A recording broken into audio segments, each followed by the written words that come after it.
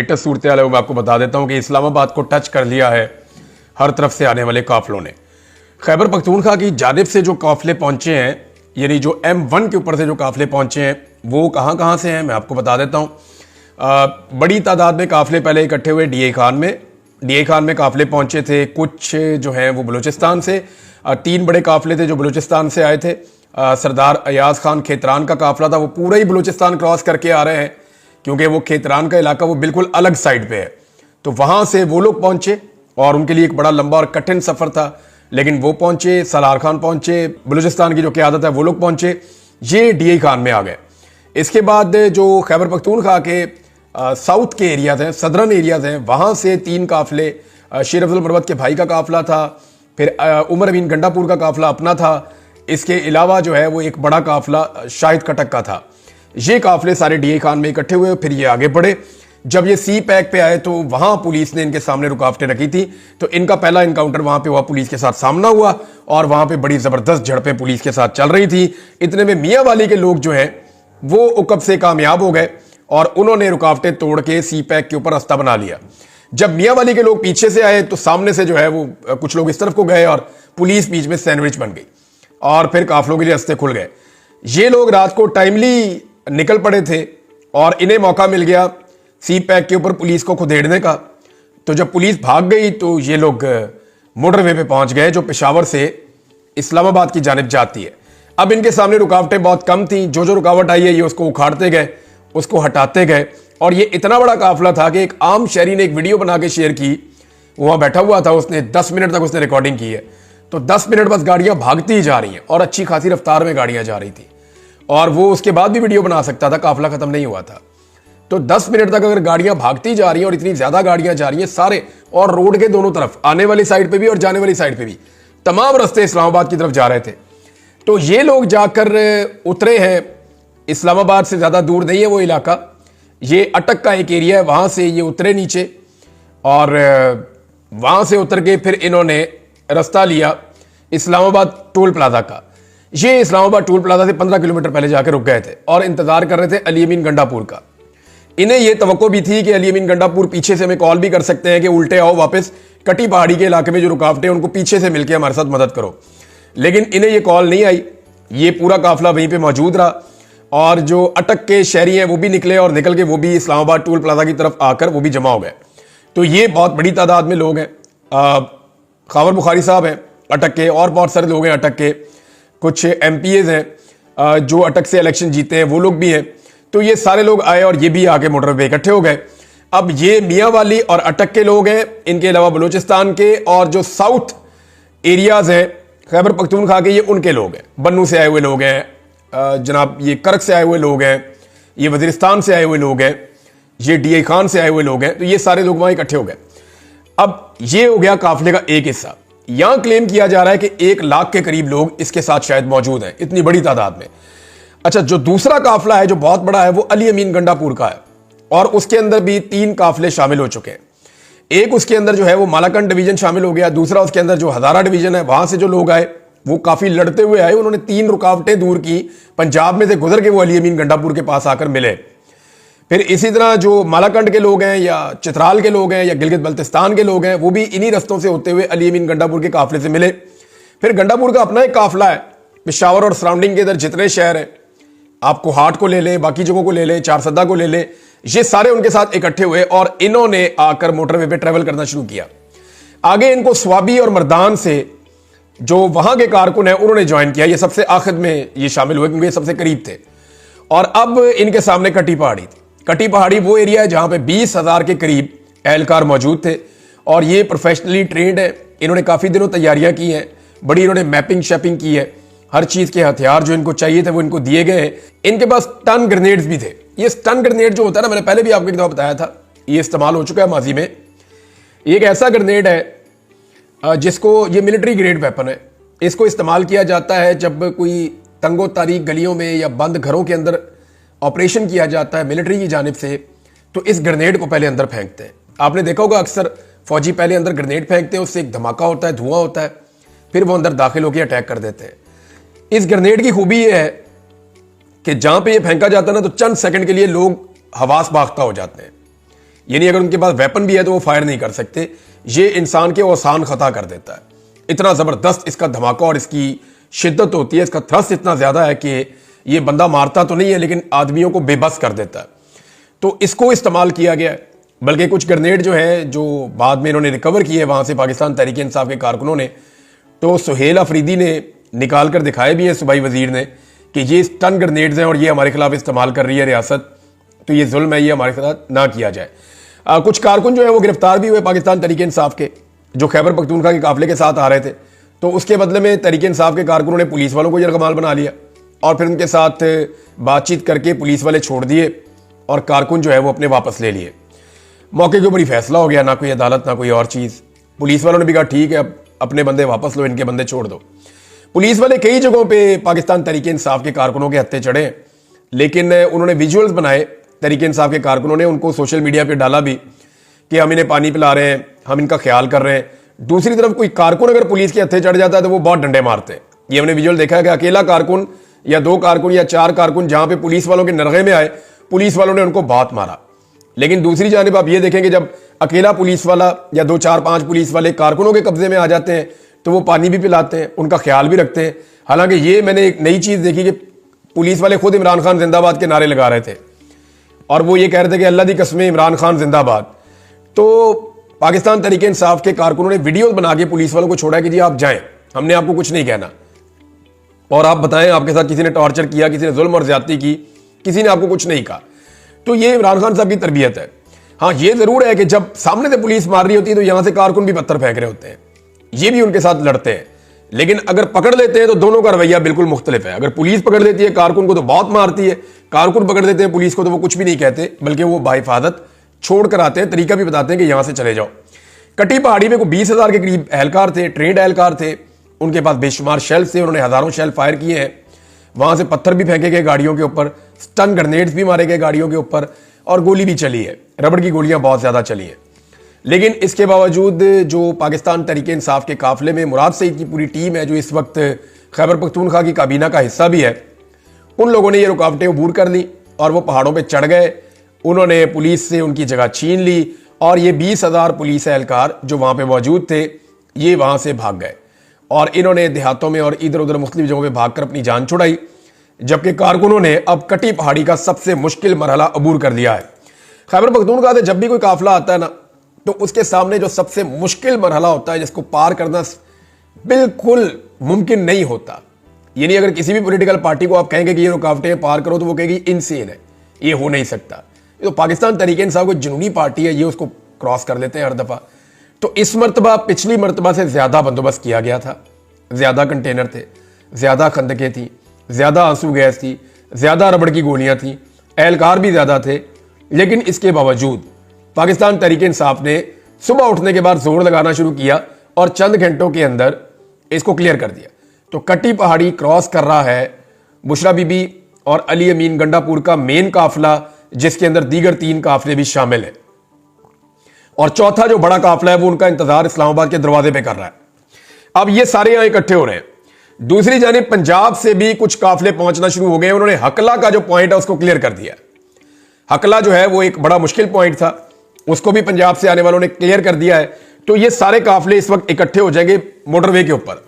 Motorway पे इकट्ठे होने वाले लोगों की जो गिनती है वो बहुत बड़ी है। यानी इतनी बड़ी तादाद में आज तक पाकिस्तान की तारीख में पाकिस्तानी इस्लामाबाद की तरफ नहीं आए। ये सबसे बड़ी तादाद में पहली मरतबा पाकिस्तानी इस्लामाबाद पहुंचे और हर तरह की रुकावट और फस्तायत को अबूर करके पहुंचे। अभी पंजाब के कुछ मामला हैं, देखिए अगर अयाज खान खेतरान पूरा का पूरा बलूचिस्तान क्रॉस करके वो इस्लामाबाद पहुंच सकता है, तो जो पंजाब के शहरी हैं या वहां की जो लीडरशिप है वो क्यों नहीं इस्लामाबाद पहुंच पाई। अभी रावलपिंडी और इस्लामाबाद का इम्तिहान बाकी है, उन्होंने अपनी तवानाइयां बचा के रखी हुई हैं। अभी उनके अनाउंसमेंट आना शुरू हुए हैं कि मगरिब के वक्त वो अपनी कार्रवाई शुरू करेंगे। आखिरी रुकावट इस वक्त कौन सी है पाकिस्तान तहरीक इंसाफ के सामने या जो बड़े काफिले आ रहे हैं उनके सामने? अब उनकी ताकत बहुत बढ़ गई है काफिलों की और वो बहुत जबरदस्त शिद्दत के साथ आ रहे हैं। लेकिन आखिरी रुकावट जो है वो है 26 नंबर। 26 नंबर का जो एरिया है यहां पे पुलिस पूरा बंदोबस्त करती है कि इसको कोई क्रॉस ना कर सके। लेकिन यहां प्रॉब्लम यह है कि अंदर की तरफ से बड़ा दबाव है रावलपिंडी और इस्लामाबाद के शहरियों का। जब वो इस्तकबाल करने के लिए आएंगे तो पुलिस के लिए वहां खड़ा होना मुमकिन नहीं रहेगा। तो ये कंटेनर, जैसे हमने पहले देखा कंटेनर तिनकों की तरह लोग कभी उधर धकेल रहे हैं, कभी उधर धकेल रहे हैं। जो कंटेनर्स वेल्ड किए हुए थे उनको गाड़ियों के साथ खींच कर ले जाते हैं, कंटेनर्स को रस्से डाल के खींच लेते हैं। तो कारकुनों ने कसर कोई छोड़ी नहीं। अभी तो रस्ते में कोई कंटेनर दिखाई नहीं दे रहा। ये सारे लोग तमाम रुकावटें, तमाम खंदकें उबूर करके, यानी इस वक्त किया ये हुआ है कि आज़ाद कश्मीर का, गिलगित बल्तिस्तान का, इवन मरी का, इस्लामाबाद के साथ या पंजाब के साथ राब्ता मुनक़ता किया गया। हत्ता कि खैबर पख्तूनख्वा के साथ भी इनका राब्ता मुनक़ता कर दिया गया। और ये इस हुकूमत ने डर के मारे किया है। लेकिन जहां जहां पे रस्ते बहाल हो रहे हैं, लोग निकल रहे हैं और पहुंच रहे हैं। अगर हुकूमत ने फौरी तौर पर मामला को दुरुस्त ना किया तो जो बड़ी तादाद में लोग मजीद पीछे से आना चाह रहे हैं, वो कुमक जब पहुंचेगी तो हुकूमत के कंट्रोल से चीजें बाहर हो जाएंगी। लाखों लोग आगे बढ़ रहे हैं और इस्लामाबाद के काफी करीब पहुंच चुके हैं। इस्लामाबाद पे एक बहुत बड़ा हुजूम दस्तक दे रहा है पाकिस्तानियों का। ये पूरे पाकिस्तान से आए हुए लोग हैं जो 25 करोड़ पाकिस्तानियों की नुमाइंदगी कर रहे हैं इस्लामाबाद के दरवाजे पर। अब 26 नंबर को जब ये क्रॉस करेंगे तो इनकी अगली मंजिल होगी डायरेक्टली डी चौक। डी चौक में क्या होगा? डी चौक में मुझे ऐसा लगता है कि इन लोगों के पहुंचने से पहले ही जितनी लड़ाई होनी है वो हो जानी है और इस्लामाबाद के शहरी निकल आएंगे। आमिर मुगल ने कहा है कि हम अपनी तवानाइयां ज़ाया नहीं कर रहे, लेकिन हम सबको कह रहे हैं कि तैयार हो जाए, अपनी अपनी चीज़ें तैयार कर लें। इमरान खान साहब से एक मुलाकात भी हुई है। देखिए, इमरान खान साहब को जेल में एक पैगाम भिजवाया गया और वो पैगाम लेकर बैरिस्टर गौर गए। इमरान खान साहब ने उस पैगाम के ऊपर ओके नहीं किया। देखिए, इमरान खान साहब को इससे पहले ऑफर थी कि आपको बनी गाला शिफ्ट कर देते हैं, आप हाउस अरेस्ट हो जाए, चीज़ें चंद दिनों में बेहतर हो जाएंगी, आप इसको कॉल ऑफ कर दें। आज फिर इमरान खान साहब को कहा गया कि आपकी कुछ और बातें भी मान लेते हैं, किसी एक बात के ऊपर आ जाए, आप इसको कॉल ऑफ कर दें। बल्कि यह भी कहा गया कि आपको खैबर पख्तूनख्वा भेज देते हैं, आप वहां चले जाएं, लेकिन इस वक्त इस एहतजाज को कॉल ऑफ कर दें। तो इमरान खान साहब ने कहा नहीं, पहले डी चौक पहुंचो फिर फैसला करते हैं। तो उन्होंने अपने कारकुनों को यह कहा कि आपने डी चौक पहुंचना है और इमरान खान साहब की अहलिया बुशरा बीबी अली अबीन के साथ मिलकर लीड कर रही है और वो तकारीर भी उन्होंने की है 2-3 दफ़ा। कारकुनों को उन्होंने पैगाम दिया कि हमने इमरान खान को लेकर वापस आना है, वो सिर्फ मेरा शौहर नहीं है, वो पाकिस्तान का बहुत बड़ा लीडर भी है और हमने उसको लेकर वापस आना है, आपने मेरा साथ देना है। मैं अकेली भी रह गई ना तो वहां खड़ी रहूंगी, मैं वहां से नहीं हिलूंगी, मैं आखिरी सांस तक वहां पे खड़ी होकर मुकाबला करूंगी, मैं अपने शौहर को लेकर आऊंगी। अब बुशरा बीबी तो डट के खड़ी हो गई है, कारकुन भी उनके साथ खड़े हो गए हैं। कारकुनों की हालत यह है कि वो किसी और के ऊपर ट्रस्ट ही नहीं कर रहे, किसी पे भरोसा ही नहीं कर रहे। वो सारे के सारे इस वक्त डी चौक में पहुंच रहे हैं। अच्छा, इस्लामाबाद में जो अनाउंसमेंट की गई है, एक तो इमरान खान साहब ने चिट्टा इनकार कर दिया किसी भी किस्म की डील के, किसी भी किस्म की बात से। इमरान खान साहब के आसाब वैसे बहुत मजबूत है, दाद देनी पड़ेगी। इतना प्रेशर डाल के इन हालात में बंदा अपनी बात मनवा लेता है, लेकिन इमरान खान साहब ने कहा नहीं, उधर पहुंचो फिर बात करते हैं। तो पाकिस्तान तहरीक इंसाफ पहुंच रही है। अब पंजाब की क़यादत को यह सोचना पड़ेगा उन्होंने कब निकलना है और कैसे निकलना और कैसे पहुंचना है। 10-12 काफिले जो निकल पड़े थे, जो रास्ते में आ गए थे, वो लोग तो अपने पहुंचने का बंदोबस्त कर रहे हैं। मैंने आपको उन सबके नाम बताया पिछले वीलॉग में। लेकिन जो लोग रह गए हैं उनको निकलना पड़ेगा, उन्हें पहुंचना पड़ेगा। अभी चकवाल ने निकलना है, तलागंग ने निकलना है, कलर कहाल ने निकलना है, अभी तो चक्री ने निकलना है, जेलम ने निकलना है, मंडी भाउद्दीन ने निकलना है, गुजरात ने निकलना है। ये सारे एरियाज अभी बाकी हैं। इन्होंने निकलकर रावलपिंडी और इस्लामाबाद की तरफ आना है। बहुत बड़े काफिले जो हैं वो जीटी रोड से आएंगे, कुछ काफिले मोटरवे से आएंगे और मोटरवे के ऊपर इस वक्त पाकिस्तान तहरीक इंसाफ के लोग ना सिर्फ M1 पर जो पेशावर से आ रही है, बल्कि M2 पर जो लाहौर से आ रही है, उसके ऊपर भी काफिले मौजूद हैं और ये सारे इस्लामाबाद की जानिब बढ़ रहे हैं। घंटे घंटे बाद जनाब हुकूमत की प्रेस कॉन्फ्रेंस हो रही है, उनकी घबराहट सबके सामने है, हुकूमत बहुत परेशान है और इमरान खान साहब अब ऐसा लगता है कि बाहर आ जाएंगे। उसकी वजह मैं आपको बताता हूं। कल है जी 26 तारीख। 26 तारीख को इमरान खान साहब के रिमांड की पेशी है, जो रावलपिंडी वाला मुकदमा है। इसमें ऐसा लगता है कि मजीद रिमांड नहीं दिया जाएगा, हो सकता है इमरान खान साहब को जुडिशियल कर दिया जाए और अगर जुडिशियल कर दिया गया तो अगले दिन इमरान खान साहब की बेल हो जाएगी 27 तारीख को। तो यही एक नया मुकदमा है जिसमें इमरान खान साहब को मजायका खेज मुकदमे में अंदर रखा गया है। दूसरा, जो इमरान खान साहब का लाहौर में 8 मुकदमात वाला मामला चल रहा है, वहां पे हुकूमत के पास अब कोई ऐसी वजह नहीं है कि इमरान खान साहब की जमानत ना होने दी जाए। बाकी सारे केसेस में उनकी जमानत हो गई है, तो इन 8 केसेस में भी हो जानी चाहिए। अगर 27 तारीख को इमरान खान साहब को इन 8 केसों में जमानत मिल जाती है और रावलपिंडी वाले एक में मिल जाती है, तो फिर इमरान खान साहब एक आजाद शहरी है, इसलिए कि इससे पहले के तमाम मुकदमात में इमरान खान साहब या तो बाइज्जत बरी हो चुके हैं या उनकी सजा मुअत्तल हो चुकी है या इमरान खान साहब जो है उनकी जमानत कंफर्म हो चुकी है। अब इस वक्त 27 तारीख की तरफ सब लोग देख रहे हैं। अगर 26 तारीख को अगर पहुंच जाते हैं सब लोग डी चौक में, तो 26 को जो अदालती कार्रवाइयां होंगी और जो 27 को होंगी, उनके नतीजे में बहुत मुमकिन है कि इमरान खान साहब रिहा हो और वो रिहाई के बाद फौरी तौर पे इस्लामाबाद आए और डी चौक में खड़े होकर वो अपने लोगों से तकरीर करें और उनसे खिताब करें, और खिताब करने के बाद वो अपने मुतालबात रखें और अगली तारीख देखकर फिलहाल वापस चले जाएं। ये एक सूरत हाल हो सकती है, विन विन सिचुएशन सबके लिए। लेकिन अगर इन लोगों के साथ जोर जबरदस्ती की गई तो खुदा ना खास्ता कोई सानिया भी हो सकता है। और हुकूमत को इस बात का ख्याल रखना चाहिए कि दूसरे सूबों से पुलिस बुलाई हुई है, वो पुलिस वाले बेचारे बीमार हो रहे हैं, उनको रात को तंबुओं के अंदर सर्दी में सुला दिया, उनको ठंड भी लग रही है, ना उनको खाना पीना अच्छा मिल रहा है, ना उनका कोई ख्याल रख रहा है, उनको सिर्फ डंडे पकड़ाए हुए हैं आपने लोगों को मारने, वो बेचारे अपने घरों से इतनी दूर आए हुए हैं। तो मेरी एक गुजारिश उन पुलिस वालों से है कि आपने अपनी सिक्योरिटी का बहुत ख्याल रखना है। यहां पे ऐसे अनासर हैं जो फायदा उठा सकते हैं इस सारी सिचुएशन का, लिहाजा किसी भी दहशतगर्दी से, किसी भी वाकये से आपने अपने आप को बचाना है। किसी की सियासत या किसी की दहशतगर्दी की आपने भेंट नहीं चढ़ना। जहां पे आप सोएं या जहां पे आप आराम करें, वहां पे आपको अपनी सिक्योरिटी के लिए खुद बंदोबस्त करना है, अपने लोगों को खड़े करना है, एक एक बंदे को चेक करना है और फिर आपने उनको आने देना है। अदरवाइज ये एक लैप्स हो जाएगा ना, तो सिक्योरिटी का लैप नहीं होना चाहिए। सिक्योरिटी वालों को चाहिए कि खुद अपना भी ख्याल रखें और अपने साथ जो साथी आए उनका भी ख्याल रखें, क्योंकि इस्लामाबाद इंतजामिया तो खुद गर्ज है, हुकूमत को तो आपसे कोई गर्ज नहीं है। वो तो ऐसा लगता है कि उन्होंने पुलिस वालों को बीमार होने के लिए बुलाया और बीमार होने के लिए छोड़ दिया है। इस्लामाबाद और रावलपिंडी की आवाम के लिए एक गुजारिश है, ये लोग लगभग जब पहुंचेंगे तो 2 दिन हो जाएंगे इनको चले हुए, और शदीद लड़ाई के बाद ये लोग पहुंचे हैं आपके पास और इन्होंने बड़ी तकालीफ बर्दाश्त की है, आंसू गैस की शेलिंग खाई है, डंडे खाए हैं, बड़ा जागते रहे हैं, बड़ी देर लड़ते रहे हैं। तो ये लोग बड़ी तकलीफ बर्दाश्त करके आ रहे हैं। तो जो अनाउंसमेंट की गई है वो ये है कि बिस्किट, केक, खाने पीने की अशिया, पानी, जूसेस और जो गर्म कपड़े हैं, कंबल हैं, ये जो मुजाहिरीन आ रहे हैं उनको फराम किए जाएं और उनको वेलकम किया जाए, ताकि उन्हें लगे कि वो दारुल हुकूमत में आए हैं। दारुल हुकूमत में जो हुकूमत है वो तो पाकिस्तानियों को वेलकम नहीं कर रही, उन्होंने तो इसको एक किले में बना दिया था, कन्वर्ट कर दिया था, जिसके अंदर कोई दाखिल नहीं हो सकता। लेकिन दारुल हुकूमत के लोगों को चाहिए कि वो वेलकम करें। और ये जो डीपीओ है उसको लोग सारा दिन ढूंढ रहे थे।